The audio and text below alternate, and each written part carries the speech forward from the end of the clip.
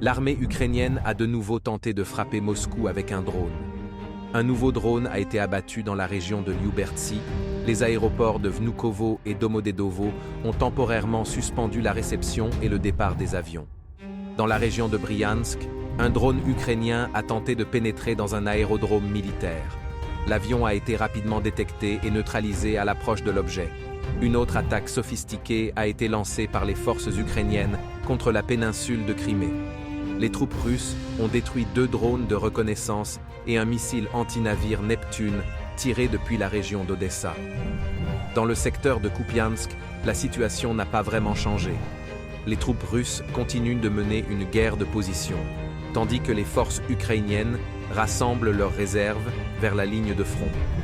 Au sud, l'ennemi a lancé plusieurs contre-attaques près de Torsky et dans la forêt de Serebriansky.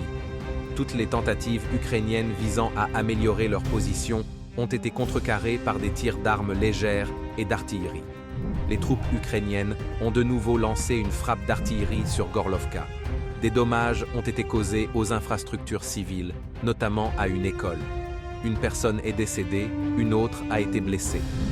Dans le secteur d'Orekov, des combats intenses se poursuivent dans la partie sud de Rabotino. Au même moment, l'ennemi tentait à nouveau de percer jusqu'à Verbovo. L'attaque a été repoussée, les unités ukrainiennes se sont repliées sur leur ligne de départ. Des troupes ukrainiennes ont attaqué Energodar avec un drone. La cible de l'attaque était le bâtiment de l'administration militaro-civile de la ville. Le bâtiment n'a pas subi de dommages importants.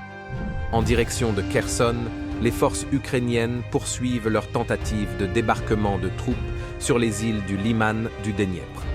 Un autre groupe de sabotage a été détruit par l'artillerie russe près de l'île Kozuliksky.